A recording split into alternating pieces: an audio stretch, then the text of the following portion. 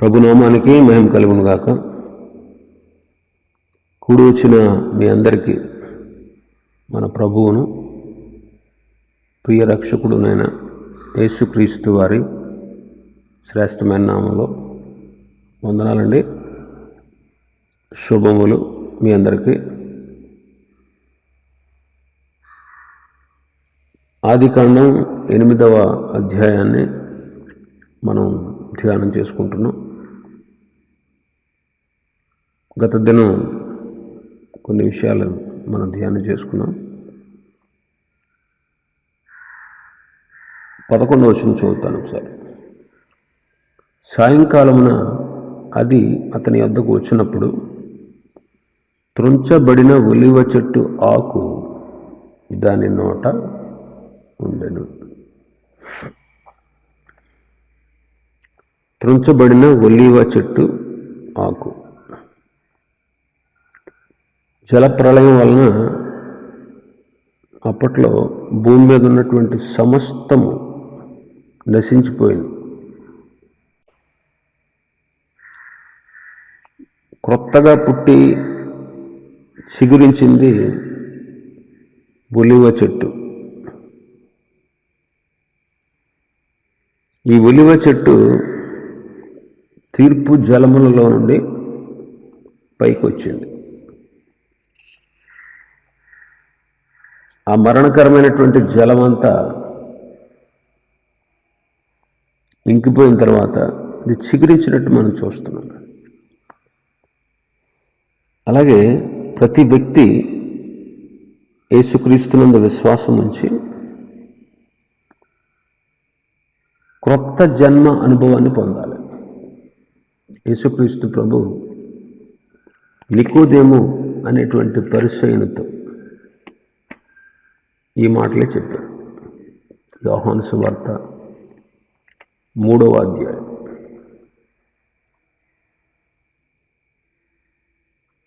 3వ వచనం. అందుకు యేసు అతనితో,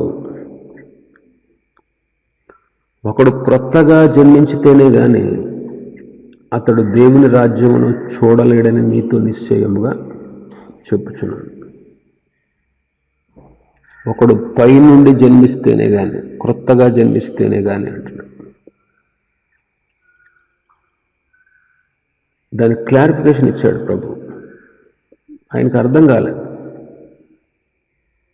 ముసలివాడైనటువంటి మనుష్యుడు ఎలా జన్మించగలడు? రెండో మారు తల్లి గర్భంలో ప్రవేశించి జన్మించాలా అని అడిగాడు. అందుకు ప్రభువు చెప్పిన మాట ఏంటంటే, నీటి మూలముగా ఆత్మ మూలముగా జన్మించితేనే కానీ దేవుని రాజ్యంలో ప్రవేశించలేడు అని నిశ్చయంగా చెప్పుచున్నాను. కాబట్టి ఒకడు నీటి మూలముగా ఆత్మ మూలంగా జన్మించేదాన్ని క్రొత్త జన్మ అంటారు. చాలామంది నీరు అంటే బాప్తిస్మము అనుకుంటారు. నీరు అంటే నీటి మూలముగా అంటే నీటిలో మునిగి బాప్తిస్మం పొందడం అని చాలామంది అనుకుంటూ ఉంటారు. అది తప్పు. నీరు అంటే దేవుని వాక్యం, యేసుక్రీస్తునందలి విశ్వాసం. నీరు అంటే దేవుని వాక్యం, యేసుక్రీస్తునందలి విశ్వాసం. అందుకే నమ్మి బాప్తిసం పొందినవాడు రక్షింపబడు. నమ్మి, మొదటి మాట ఏంటి? నమ్మి విశ్వాసం ఉంచి అప్పుడు బాప్తిసం పొందాలి. కాబట్టి నీటి మూలముగా అంటే, నీరు అంటే దేవుని వాక్యం. నీటి మూలముగా జన్మించడం అంటే దేవుని యొక్క వాక్యముతో శుద్ధీకరించబడడం, దేవుని యొక్క వాక్యమైన యేసుక్రీస్తునందు విశ్వాసం ఉంచడం. ఆయన మన కొరకే లోకానికి కుమారుడుగా దిగి వచ్చాడు. మన కొరకే నిండు యవ్వనంలో కలువరి సిలువలో అన్యాయపు తీర్పు తీర్చబడి, నోరు తెరవలేదు కానీ ఆయన నోరు తెరవలేదు కనుక వాళ్ళు తీర్పు తీర్చి శిక్ష విధించారు. చాలా సాక్ష్యాలు, చాలామంది వచ్చి, అబద్ధ సాక్షులు అనేకులు వచ్చి ఎన్ని సాక్ష్యాలు చెప్పినా నిలవలేదంట. ఆయన నోరు తెరవకుండానే చాలా సాక్ష్యాలు నిలవలేదు. ఆయన నోరు తెరిచి ఉంటే అసలు ఆయనకి వాళ్ళు శిక్ష విధించలేరు. అయినా శిక్ష విధించడానికి వాళ్ళు సరిపోరు.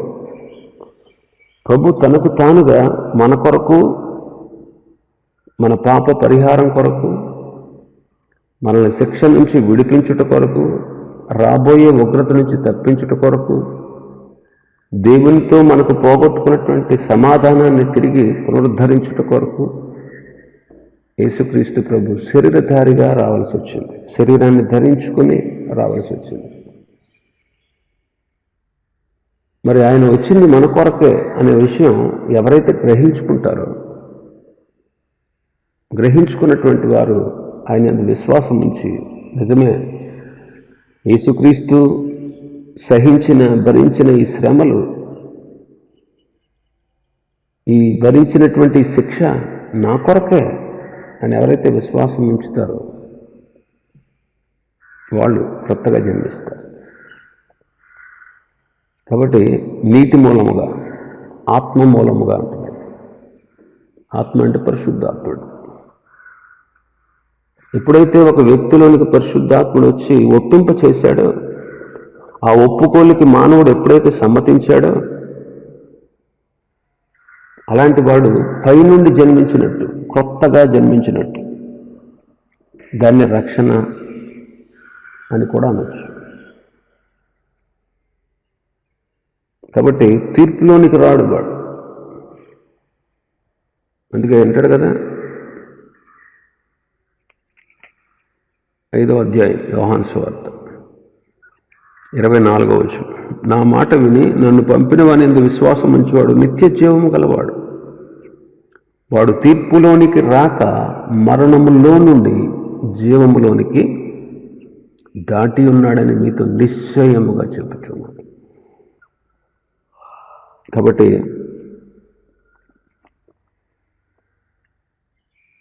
క్రొత్తగా జన్మించినటువంటి అనుభవం ఈ ఒలీవ చెట్టు మనకు సూచిస్తూ ఉంది. అందుకే దావీదు 52వ కీర్తన 8వ వచనంలో అంటాడు, నేనైతే దేవుని మందిరంలో పచ్చని ఒలీవ చెట్టు వలె ఉన్నాను అంటాడు. నేనైతే దేవుని మందిరంలో పచ్చని ఒలీవ చెట్టు వలె ఉన్నాను. కాబట్టి విశ్వాసి ఒలీవ చెట్టు వలె ఎదగాలి. పచ్చని చెట్టు అంటున్నాడు, పచ్చని ఒలీవ చెట్టు అంటున్నాడు. కాబట్టి విశ్వాసి యొక్క జీవితంలో వాడబారనటువంటి స్థితి, సారము కలిగి పచ్చగా ఉండే స్థితి, చిగురు పెడుతూ ఎదిగేటువంటి స్థితి మనం కలిగి ఉండాలి. కీర్తన 92:15లో 92వ కీర్తన 15వ వచనం చదువుదాం.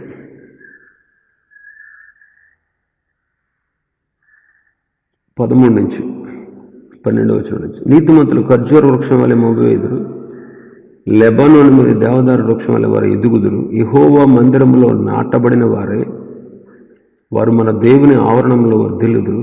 నాకు ఆశ్రయదుర్గమైన యెహోవా యథార్థవంతుడనియు ఆయన యందు ఏ చెడుతనము లేదనియు ప్రసిద్ధి చేయుటకై వారు ముసలితనమందు ఇంకా చిగురు పెట్టుచుందురు, సారము కలిగి పచ్చగా ఉందురు. ఇలాంటి అనుభవాలు ఆయన పిల్లలు కలిగి ఉండాలి. ఇంకా మనం 13-14 వచనాల్లో, ఆదికాండం 8:13-14, ఆయన మరియు 601వ సంవత్సరం మొదటి నెల తొలి దినమున నీళ్లు భూమి మీద నుండి ఇంకిపోయిన. నోవహు ఓడ కప్పు తీసి చూచినప్పుడు నేల ఆరి ఉండెను. 2వ నెల 27వ దినమున భూమి ఎండి ఉండెను. ఆరిన నేల, జలప్రవాహం వచ్చినప్పుడు, జలప్రళయం వచ్చినప్పుడు పర్వతాలు మునిగిపోయినట్లు జలప్రవాహాలను రప్పించింది దేవుడే. జలప్రవాహం అంతటిని ఆపివేసింది, నీటిని ఆరిపోజేసి ఆరిన నేలగా చేసింది కూడా దేవుడే. దేవునికి సమస్తము సాధ్యం. తుఫాను రప్పించేది దేవుడే, దాన్ని నిమ్మలపరిచేది కూడా దేవుడే. కొన్నిసార్లు శ్రమలకు అనుమతించేది దేవుడే, అనేక సార్లు శ్రమల్లో నుండి విడిపించి ఆదరించేది కూడా దేవుడే. కొరింథీయులకు రాసిన మొదటి పత్రిక 10వ అధ్యాయం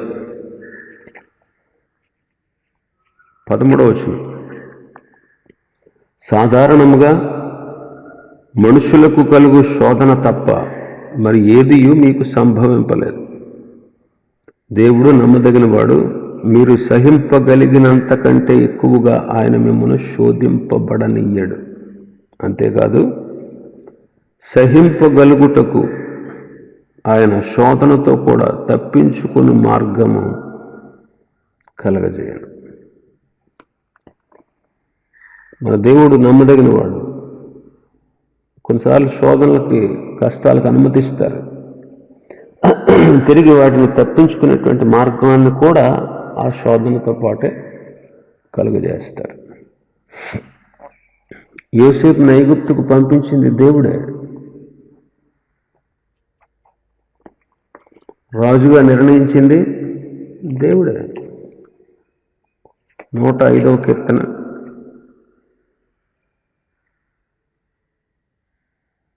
105వ కీర్తన 17. వారికంటే ముందుగా ఆయన ఒకరిని పంపెను. యోసేపు దాసుడుగా అమ్మబడెను. వారు సంకెళ్ల చేత అతని కాళ్ళు నొప్పించారు, ఇనుము అతని ప్రాణమును బాధించింది. అతడు చెప్పిన సంగతి నెరవేరు వరకు యెహోవా వాక్కు అతన్ని పరిశోధించుచుండెను. రాజు వర్తమానం పంపి అతన్ని విడిపించాను. ప్రజల నేలిన వాడు అతన్ని విడుదల చేశాడు. ఇష్ట ప్రకారం అతడు తన అధిపతులను నేరుటకు, తన పెద్దలకు బుద్ధి చెప్పుటకు, తన ఇంటి యజమానునిగాను తన యావదాస్తి మీద అధికారిగాను అతన్ని నియమించాను. యోసేపును ఐగుప్తుకు పంపించింది దేవుడే. రాజుగా నిర్ణయించింది కూడా దేవుడే. అతన్ని రాజుగా చేసింది దేవుడే. ఇంకా మనం చూస్తే యోబును శోధించడానికి అవకాశం అపవాదికి ఇచ్చింది దేవుడే. సర్వం పోగొట్టుకున్న తర్వాత మళ్ళీ తిరిగి రెండంతలుగా ఆశీర్వదించింది కూడా దేవుడే. కాబట్టి జల ప్రవాహాన్ని రప్పించిన దేవుడే వాటిని ఆరిపోజేసి తన ప్రజలకు మేలు చేశాడు. మనకు అనేకసార్లు శ్రమలు వస్తూ ఉంటాయి, వాటికి అనుమతిస్తాడు ప్రభు అనుమతించనిదే భక్తుని జీవితంలో శ్రమ ప్రవేశించదు. ఒకవేళ మనకు శ్రమలు, శోధనలు, కష్టాలు వస్తే అవి దేవుని అనుమతితోనే మన జీవితంలో ప్రవేశించాయి అనే విషయం భక్తులకి అర్థం అవ్వాలి.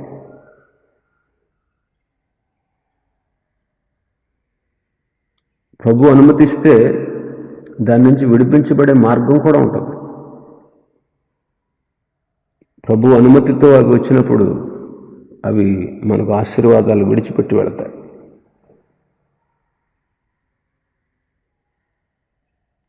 కాబట్టి ఆ కాలంలో ఉన్నటువంటి జనులందరినీ జలప్రవాహం ద్వారా నశింపచేసి దేవుడు భూమిని మరలా నూతనపరిచాడు. అందుకే పేతురు గారు అన్నాడు కదా, భక్తిహీనుల సమూహము మీదకి జలప్రవాహం రప్పించేను అంటాడు. భక్తిహీనుల సమూహం మీదకి. భక్తిహీనతతో నిండినటువంటి ఆ సమూహాన్ని, ఆ పాపాన్ని జల ప్రవాహము ద్వారా ప్రభు నశింపచేశాడు. మరి ఇప్పుడు భూమి మీద ఉన్నటువంటి సమస్త కృత్యములు కాలిపోతాయంట. పేతురుగారు అంటాడు ఆ మాట తన పత్రికలో.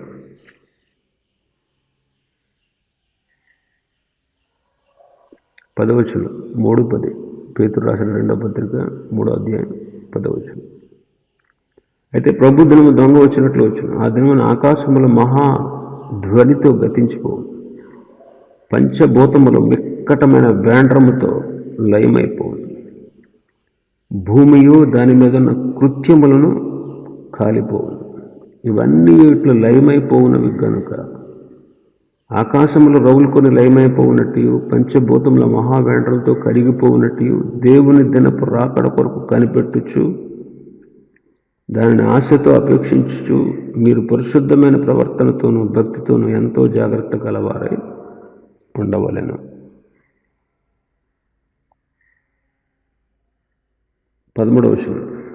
అయినను మనమైన వాగ్దానమును బట్టి క్రొత్త ఆకాశముల కొరకును క్రొత్త భూమి కొరకును కనిపెట్టుకొనుచున్నాము, వాటి యందు నీతి నివసించు. నోవహు కాలంలో జలముల చేత భూమిని శుద్ధిపరిచిన దేవుడే ఈసారి అగ్ని చేత భూమి ఆకాశములను శుద్ధి చేయనై ఉన్నాడు. అలా శుద్ధి చేయబడినటువంటి భూమి ఆకాశముల మీద నీతి నివసించేటట్లు, అలాంటి నీతికరమైనటువంటి జీవితం ప్రతి వ్యక్తి జీవించేటట్లుగా మనం ఎదురు చూస్తున్నాం. కాబట్టి 14వ వచనం అంటాడు, ప్రియులారా వీటి కొరకు మీరు కనిపెట్టుకొనుచున్నారు కనుక శాంతము గలవారై ఆయన దృష్టికి నిష్కళంకులుగాను నిందారహితులుగాను కనబడినట్లు జాగ్రత్త పడుడి. నిష్కలంకులుగా నిందారహితులుగా మనం దేవుని ఎదుటి కనబడాలి. తొందరపాటు లేకుండా మనం జాగ్రత్త వహించాలి. ఇంకా మనం చూస్తే 15వ వచనం నుంచి 19వ వచనం వరకు ఓడలో నుండి నోవహు బయటకు వచ్చినట్టు చూస్తున్నాం. అప్పుడు దేవుడు, నీవును నీతో కూడా నీ భార్యయు నీ కుమారులు నీ కోడళ్ళు ఓడలో నుండి బయటకు రండి. పక్షులు పశువులు భూమి మీద ప్రాకు ప్రతి జాతి పురుగును మొదలైన సమస్త శరీరాలు నీతో కూడా ప్రతి జంతువును వెంటబెట్టుకుని వెలుపలికి రావాలి. అవి భూమి మీద బహుగా విస్తరించి భూమి మీద ఫలించి అభివృద్ధి పొందవలనని నోవహుతో చెప్పాను. కాబట్టి నోవహును అతనితో కూడా అతని కుమారులను అతని భార్యయు అతని కోడళ్ళను బయటికి వచ్చారు. ఓడలో నుండి వెలుపలికి రమ్మని పిలిచింది దేవుడే. ఒకప్పుడు ఓడలోకి రమ్మన్నదే దేవుడే, ఇప్పుడు ఓడలో నుండి వెలుపలికి పిలిచింది దేవుడే. ఆ ఓడకు ద్వారం ఒకటే. ఆ ఓడ యేసుక్రీస్తును సూచిస్తూ ఉంది. ఓడకున్నటువంటి ద్వారం కూడా యేసుక్రీస్తుని సూచిస్తూ ఉంది. యేసుప్రభు అంటారు యోహాను సువార్త 10వ అధ్యాయం 9వ వచనంలో, నేనే ద్వారమును, నా ద్వారా ఎవడైనా లోపల ప్రవేశించిన ఎడల వాడు రక్షించబడిన వాడై లోపలికి పోవచ్చు వెలుపలికి వచ్చుచు మేత మేయుచు ఉండును అంటాడు. విశ్వాస యొక్క అనుభవం ఇది. లోపలికి పోవుట అంటే దేవుని ప్రార్థించి ఆరాధించుటకు సూచన. లోపలికి పోవుట. వెలుపలికి వచ్చుట అంటే సాక్ష్య జీవితం అన్నమాట. వెలుపలికి వచ్చుట అంటే సాక్ష్య జీవితాన్ని సూచిస్తూ ఉంది, సాక్ష్యం ఇవ్వడాన్ని సూచిస్తూ ఉంది. 3 మేత మేయుట. మేత మేయుట అంటే దేవుని వాక్యానుసారంగా దేవుని వాక్యాన్ని విని గ్రహించుకుని దాని ప్రకారం జీవించుట. కాబట్టి క్రీస్తులోనికి ప్రవేశించిన వారికి ఈ 3 అనుభవాలు ఉండాలి. దేవుని స్తుతించి ప్రార్థించాలి, మన సాక్ష్యముల ద్వారా, మన ప్రవర్తన ద్వారా, మన నడవడిక ద్వారా, మన మాటల ద్వారా, మన క్రియల ద్వారా మనం ఆయన బిడ్డలమని లోకం తెలుసుకునేటట్లుగా సాక్ష్యం ఇవ్వాలి. ఆయన వాక్యానుసారంగా మనం జీవించాలి. ఆయన వాక్యానుసారంగా జీవించాలి. కాబట్టి లోపలికి వెళ్ళమన్నది ప్రభువే, ఓడ లోపలికి, మళ్ళీ వెలుపలికి రమ్మన్నది కూడా ప్రభువే. కాబట్టి ఆయనే ద్వారం. ఆయన ద్వారా దేవునిలోకి ప్రవేశించాం, రక్షణ పొందాం. రక్షణ పొందిన మనం లోపలికి వెళ్ళాలి, అంటే స్తుతించి ఆరాధించాలి, ప్రార్థించాలి. వెలుపలికి రావాలి అంటే చక్కటి సాక్ష్యాన్ని కలిగి ఉండాలి. 3వది మేత మేయాలి, దేవుని వాక్యానుసారంగా మనం ప్రవర్తించాలి. ప్రళయం వచ్చినప్పుడు, ఈ జల ప్రళయంలో నోవహును అతని కుటుంబీకులను దేవుడు దాచాడు. అది తీరిపోయిన తర్వాత బయటకు పిలిచాడు. ఓడలో దాచింది ఎందుకంటే జల ప్రళయంలో నుంచి వారిని తప్పించడానికి. ఇప్పుడు బయటకు పిలుస్తున్నాడు. ఎందుకంటే ఉగ్రత తీరిపోయింది కాబట్టి ఇంకా వాళ్ళు ఓడలో ఉండాల్సిన, ఓడలో మూసివేసి ఉండక్కర్లా. దాచాడు, ఇప్పుడు బయటికి తీసుకొస్తున్నాడు. ఇలాంటి అనుభవం చాలాసార్లు మనం చూడగలం. కరువు కాలంలో దేవుడు ఏలియాను దాచి పోషించాడు. కరువు తీరిపోయిన తర్వాత దేవుడు అతన్ని బయటకు తీసుకొచ్చాడు. దేవుడు తన ప్రజల్ని అనేక సార్లు దాస్తాడు. దాచి వారిని తప్పించి రక్షించి వారిని మళ్ళీ విడిపిస్తూ ఉంటాడు. తన స్వరక్తమిచ్చి సంపాదించినటువంటి సంఘాన్ని శ్రమల్లో దాస్తాడు. ప్రకటన గ్రంథం 3వ అధ్యాయం 10వ వచనం, నీవు నా ఓర్పు విషయమైన వాక్యమును గైకుంటివి గనుక భూనివాసులను శోధించుటకు లోకమంతటి మీదకి రాబో శోధన కాలములో నేను నిన్ను కాపాడేది.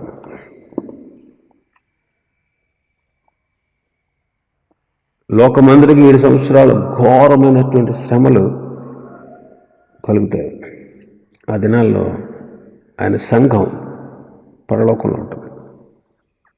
ఆ తర్వాత సంఘంతో కూడా ప్రభు భూమి మీదకి వస్తాడు.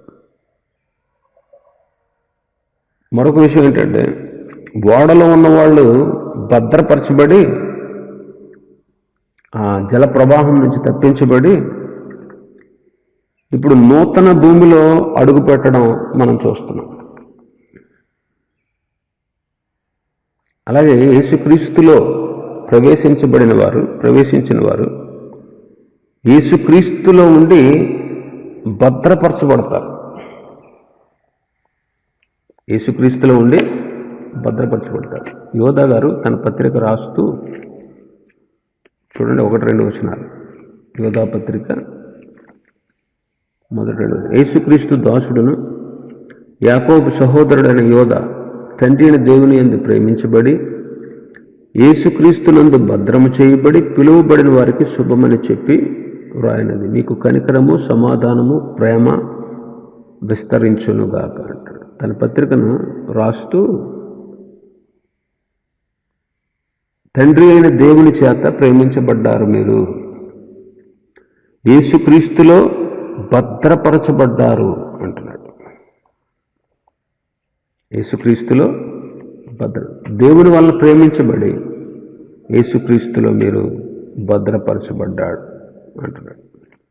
కాబట్టి మనం ప్రభులో భద్రపరచబడ్డాం. అందుకే రోమపత్రిక 8వ అధ్యాయం 1వ వచనం అంటాడు, ఇప్పుడు క్రీస్తు యేసునందున్న వారికి ఏ శిక్షా విధియు లేదు. ఏ శిక్షా విధియు లేదు. మనం క్రొత్త భూమి, క్రొత్త ఆకాశంలో ప్రవేశించి మనం ప్రభులో సురక్షితంగా ఉండగలం. కాబట్టి ఓడలో ఉన్న వాళ్ళు భద్రపరచబడి, జలప్రళయం నుంచి తప్పించబడి, ఇప్పుడు క్రొత్త భూమిలో వారు కాలు పెడుతున్నారు. ఇంకా అక్కడ పాపులు లేరు, అపవిత్రులు లేరు, అందరూ నశించిపోయారు. ఒక నూతన యుగం అప్పుడు ప్రారంభమైంది. ఓడలో ఉన్నంతకాలం వాళ్ళు ఇరుకుగానే ఉన్నారు, ఇరుకులో ఉన్నారని చెప్పచ్చు. అయితే ఇప్పుడు వారిని విశాలతలోనికి ప్రభు నడిపిస్తున్నారు. యేసుక్రీస్తులో ఉన్న వాళ్ళకి ఇరుకే. యేసుక్రీస్తులో ఉన్నటువంటి వాళ్ళు ఒక విధంగా చూస్తే ఇరుకులోనే ఉన్నారు. అందుకే మత్తయి సువార్త 7వ అధ్యాయంలో మనం చదువుతాం కదా, 13-14 వచనాలు. ఇరుకు ద్వారమున ప్రవేశించుడి, నాశనమునకు పోవు ద్వారమును వెడల్పును, ఆ దారి విశాలమైనది, దాని ద్వారా ప్రవేశించేవారు అనేకులు. జీవమునకు పోవు ద్వారము ఇరుకును, ఆ దారి సంకుచితమునై ఉన్నది, దానిని కనుగొని వారు కొందరే అంటున్నాడు. జీవమునకు పోవు దారి ఇరుకు, సంకుచితమై ఉన్నది అని చదువుతున్నాను. ప్రభు పిల్లలకి ఈ లోకంలో ఉన్నంతకాలం వారికి ఇరుకే. ప్రభుని ఎరగని వారు విశాలతలో ఉన్నట్లు వాళ్ళ ఇష్టాన్ని వాళ్ళు నెరవేర్చుకుంటూ, వాళ్ళకి ఇష్టం వచ్చిన కార్యాలు చేసుకుంటూ సంతోషంగా ఉంటారు. వాళ్ళు విశాలతలో ఉన్నారు. అయితే మనం ఇరుకులో ఉన్నాం, ఇరుకు ద్వారమున ప్రవేశించే పోరాడుతున్నాం. కాబట్టి మనం జాగ్రత్తగా ఉండాలి. శత్రువుల మధ్యలో మనం దేవుని పిల్లలుగా ఉన్నాం. అయితే నూతన భూమిలో, నూతన ఆకాశంలో ప్రవేశించినప్పుడు శత్రువుల నుండి, సమస్త చిక్కుల నుండి, శ్రమల నుండి విడిపించబడి సంపూర్ణ స్వాతంత్ర్యంతో సంపూర్ణులుగా ప్రభుతో సదాకాలము జీవిస్తాం. ఇట్టి భాగ్యాన్ని దేవుడు మనకు ఇవ్వబోతూ ఉన్నాడు.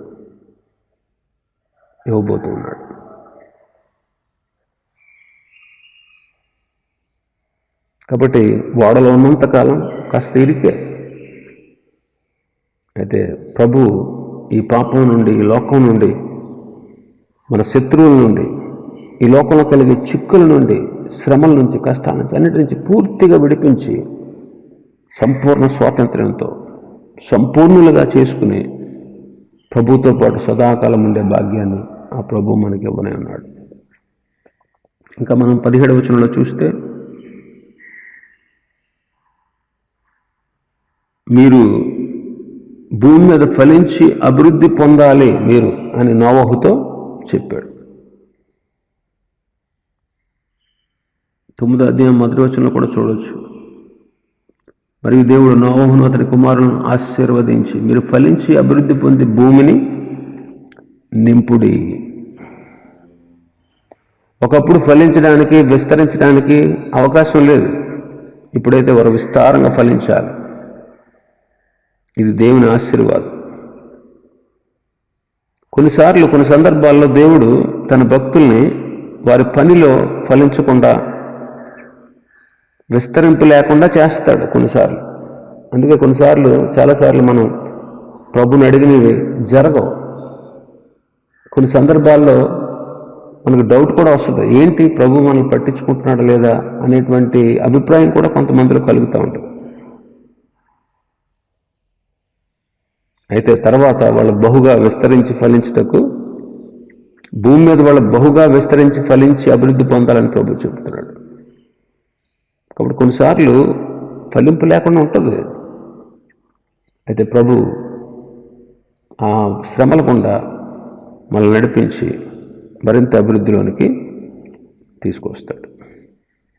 18వ వచనంలో, కాబట్టి నోవహును అతనితో కూడా అతని కుమారులు, అతని భార్య, అతని కోడళ్ళు బయటకు వచ్చారు. ప్రభు రమ్మన్నాడు, బయటకు వచ్చారు. అంటే దేవుని మాట ప్రకారంగా వాళ్ళు బయటకు వచ్చినట్లు మనం చూస్తున్నాం. దేవుడు ఏది చెప్తే నోవహు అదే చేశాడు. ఓడలో ఉండమన్నాడు, ఓడలో ఉన్నారు. బయటికి రమ్మన్నాడు, ఇప్పుడు బయటికి వస్తున్నారు. వాళ్ళలో విధేయత కనబడతా ఉంది. మనం కూడా ప్రతి విషయంలో దేవుని మాటకు విధేయులై ఉండాలి. దేవుని మాటకు విధేయులై ఉండాలి. దేవుని వాక్కు ప్రకారం, మాట ప్రకారం జీవించేవారుగా ఉండాలి. ఆ తర్వాత 20వ వచనం నుంచి 22వ వచనం వరకు మనం చూస్తే, అప్పుడు నోవహు యెహోవాకు బలిపీఠము కట్టి పవిత్ర పశువులన్నిటిలోను పవిత్ర పక్షులన్నిటిలోను కొన్ని తీసుకొని ఆ పీఠం మీద దహన బలి అర్పించాను. పవిత్రమైన వాటిని బలిగా అర్పించాడు. నోవహు ఓడలో నుండి మొట్టమొదటిసారిగా బయటకు వచ్చిన తర్వాత చేసిన పని దేవునికి బలి అర్పించుట. కాబట్టి ప్రతి విశ్వాసి హృదయంలో మొదట ఆరాధన ఉండాలి. ఈ బలి మన ప్రభువుని యేసుక్రీస్తుకు సూచనగా ఉంది. పవిత్ర పశువులు, పవిత్ర పక్షుల్లో కొన్ని బలిగా అర్పించాడంట. మన ప్రభు కూడా మన కొరకు బలి అయిపోవడానికి తగినవాడు, పవిత్రుడు. ఈ బలి అర్పించడం అనేది మొదటి నుంచి మనం చూస్తున్నాం. ఆదాము అవ్వల నిమిత్తం మొదట బలి జరిగింది ఏదైనా తోటలో. ఆ తర్వాత ప్రతి భక్తుని జీవితంలో ఈ బలి అర్పించడం అనేది మనం చూస్తాం.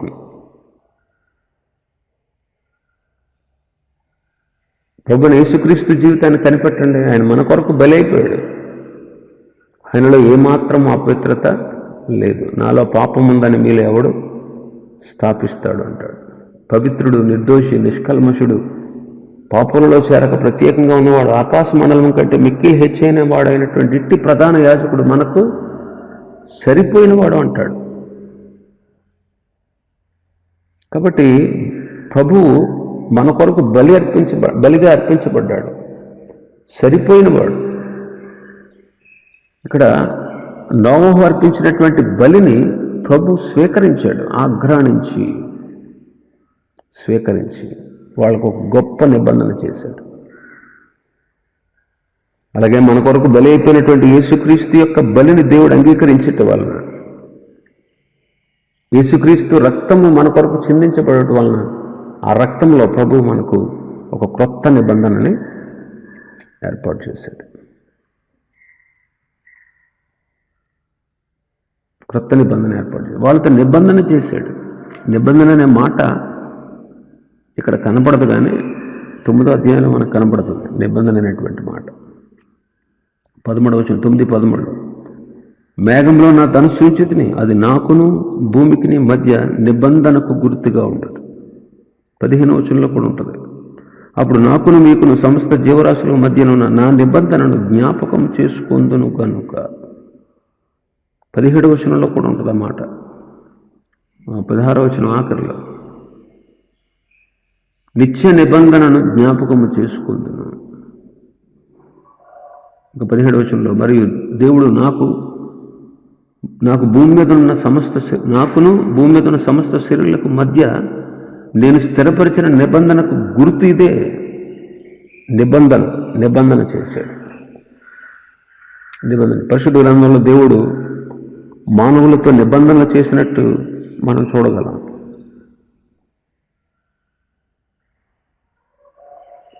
మొదటిగా ఆదాముతో నిబంధన చేశాడు.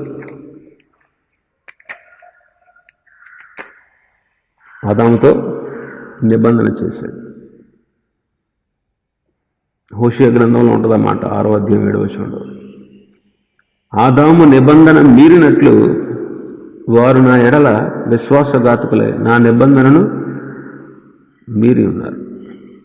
ఆదాముతో నిబంధన చేసినట్టు మనకు తెలుసు. ఆదాము నా నిబంధన మీరాడు అంటున్నాడు ప్రభు. ఆదాముతో,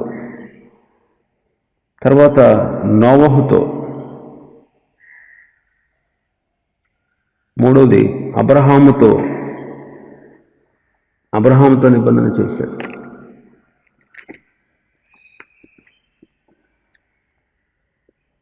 అబ్రహాము, అపొస్తలుల కార్యాలు 3:25, ఆ ప్రవక్తలకును దేవుడు అబ్రహాముతో నీ సంతానమును భూలోకం ఉంచుననియు ఆశీర్వదించబడుననియు చెప్పి మీ పితరులతో చేసిన నిబంధనకు మీరు వారసులై ఉన్నారు. అబ్రహాంతో చేసినటువంటి నిబంధన. ఇంకా నిర్గమకాండంలో మోషేతో నిబంధన చేస్తాడు. తర్వాత దావీదుతో సమూయేలు 2వ గ్రంథంలో నిబంధన చేస్తాడు. యేసుక్రీస్తు ప్రభు చనిపోయినందువల్ల మనకు కలిగినటువంటి కొత్త నిబంధన. ఆయన చనిపోయినందువల్ల మన కొరకు చేసిన కొత్త నిబంధన. అందుకే అంటాడు కదా, మత్తయి సువార్త 26వ అధ్యాయం. మత్తయి సువార్త 26:28. ఇది నా రక్తము అనగా పాపక్షమాపణ నిమిత్తము అనేకుల కొరకు చిందింపబడుచున్న నిబంధన రక్తము. క్రొత్త నిబంధన రక్తము అని అర్థం. కింద ఫుట్నోట్స్లో రాసి ఉంటుంది. తర్వాత మనతో నిత్య నిబంధన చేయబోతుంది. నిత్య నిబంధన. హెబ్రీ పత్రిక 13వ అధ్యాయం 20-21 వచనాలు. గొర్రెల గొప్ప కాపరి అని యేసు అని మన ప్రభువును నిత్యమైన నిబంధన సంబంధము రక్తమును బట్టి మృతులలో నుండి లేపిన సమాధానకర్త యొక్క దేవుడు యేసుక్రీస్తు ద్వారా తన దృష్టికి అనుకూలమైన దాన్ని మనలో జరిగించు ప్రతి మంచి విషయంలోనూ తన చిత్త ప్రకారము చేయుటకు మిమ్మల్ని సిద్ధపరచునుగాక. నిత్యమైన నిబంధన సంబంధమగు రక్తము. నిత్య నిబంధన. ప్రతి నిబంధనకు కొన్ని షరతులు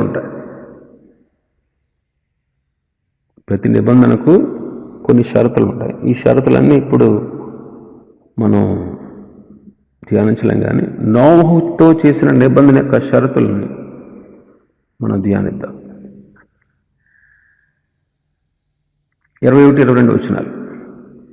ఆదికాండం 8:21-22. అప్పుడు యెహోవా ఇంపైన సువాసన ఆగ్రహించి ఇక మీదట నరులను బట్టి భూమిని మరల శపించును. ఎందుకనగా నరుల హృదయాలోచన వారి బాల్యము నుండి చెడ్డది. నేనిప్పుడు చేసిన ప్రకారము ఇకను సమస్త జీవులను సంహరింపను.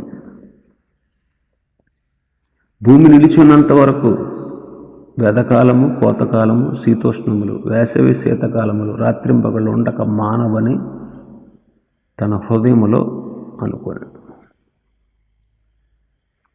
ఇక మీదట నరులను బట్టి భూమిని శపించను. మొదటి షరతు ఏంటంటే శిక్ష తొలగిపోవుట. భూమిని శపించను అంటే శిక్ష తొలగిపోయింది. దీని కారణం నోవహు అర్పించినటువంటి బలిని దేవుడు అంగీకరించి ఇక నరులను శపించను అంటున్నాడు. అలాగే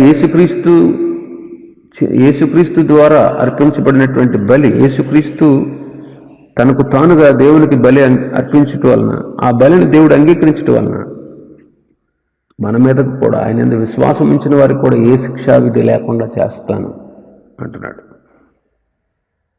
కాబట్టి క్రీస్తు బలి వలన మనకు ఎంతో మేలు దొరికింది. నరకానికి పోతాం అనే చింత లేకుండా పోయింది. శాశ్వత ఆనందం మన హృదయాల్లో కలిగింది.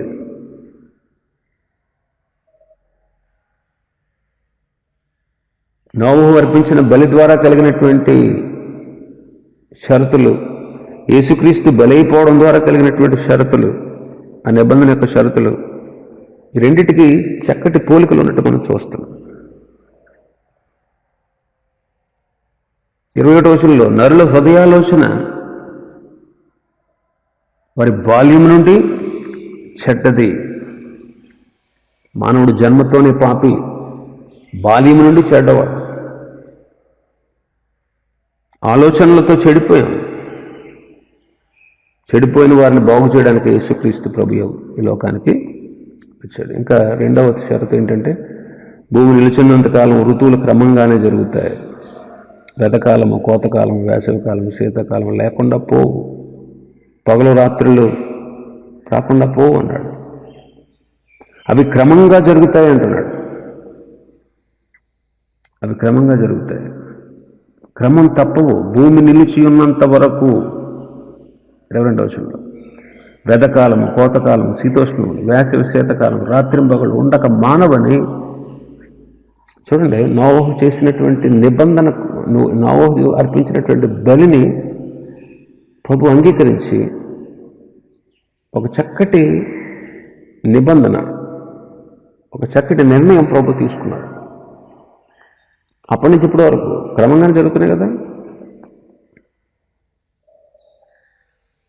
ఋతువులు క్రమంగానే వస్తున్నాయి, ఋతువులు మారవు. పగలు రాత్రుల్లో భేదము, తేడా ఉండదు. అవి క్రమం తప్పడం అనేది ఉండదు. వేసవికాలం, శీతాకాలం, ఈ కాలాలు క్రమంగా రాకుండా మానవు. చూడండి, ఇప్పుడు వర్షాకాలం, వర్షాలు కురుస్తాయి. దీని తర్వాత వచ్చేది శీతాకాలం, తర్వాత వచ్చేది వేసవికాలం. ఋతువులు వస్తూ ఉంటాయి, ఒకదాని తర్వాత ఒకటి.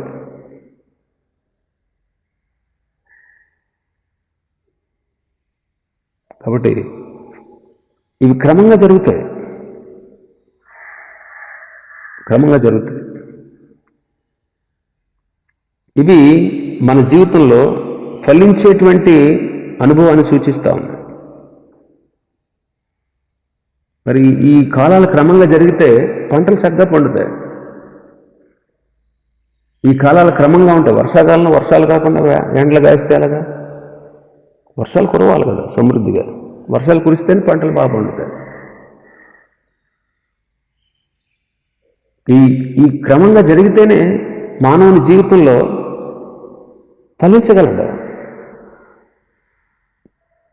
అకాల వర్షాల వల్ల పంటలు దెబ్బతింటాయి. విపరీతమైన ఎండల వల్ల అన్ని నీళ్లు ఎండిపోయి పంటలు పాడైపోతాయి. ఆలోచన చేయండి. ఇవి క్రమంగా జరగకపోతే మానవుడికి మనుగడ లేదు. ఇవి క్రమంగా జరగకపోతే మానవుడు ఫలించలేడు. ఇవి క్రమంగా జరగకపోతే మానవుడు అభివృద్ధి చెందలేడు. ఇవి క్రమంగా జరగకపోతే మనిషి భూమి మీద సంతోషంగా జీవించలేడు. ఇవన్నీ క్రమంగా జరుగుతాయి. ప్రభు క్రమంగా జరగాలని వాటిని నిర్ణయించాడు, తన మనసులో అనుకున్నాడు.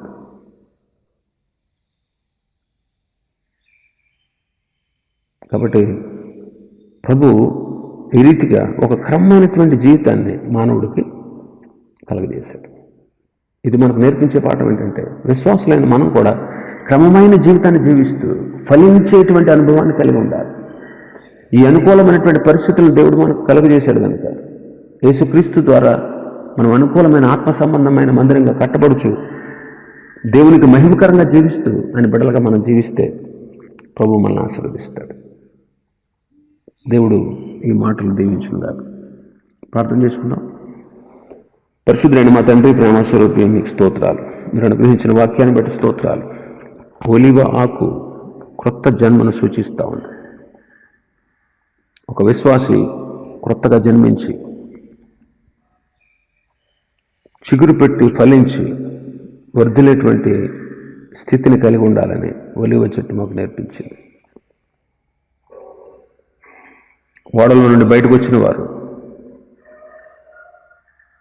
మేము కూడా క్రీస్తులో ఆయన ద్వారమైనటువంటి యేసుక్రీస్తులో ప్రవేశించి మిమ్మల్ని ఆరాధిస్తూ సాక్ష్య జీవితాన్ని కలిగి ఉంటూ నీ వాక్యానుసారంగా జీవించవలసిన వారంగా ఉన్నాం. ప్రళయం వచ్చినప్పుడు నీ భక్తులను దాచిపెట్టావు, తీరిపోయిన తర్వాత వాళ్ళని బయటకు పిలిచావు. మేము కూడా శ్రమల్లో, బాధల్లో దాచి మమ్మల్ని కూడా ఉగ్రత తీరే వరకు మమ్మల్ని దాచిపెట్టి మమ్మల్ని సంరక్షించే దేవుడిగా ఉన్నావు. ఓడలో ఉన్న వాళ్ళు భద్రపరచబడి నూతన భూమిలో ప్రవేశించారు. అలాగే ఈనాడు మేము కూడా ఇరుకులో ఉండే విశాలతలోకి వచ్చాం. జీవమునకు పోవు దారి ఇరుకు, సంకుచితం.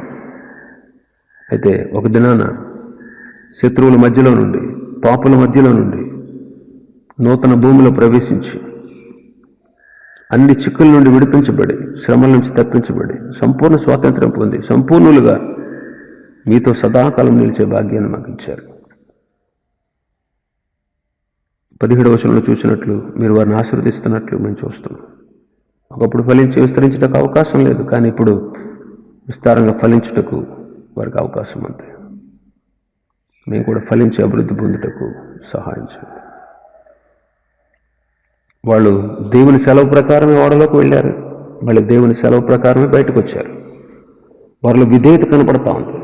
మాలో కూడా పూర్ణమైన విధేయత మేము కలిగి ఉండటకు సహాయం చేయండి. నోవహు బలి అర్పించాడు. ఆరాధన మా జీవితాల్లో చాలా ప్రాముఖ్యమైనది. నిత్యము మేము ఆరాధించవలసిన వారంగా ఉన్నాం.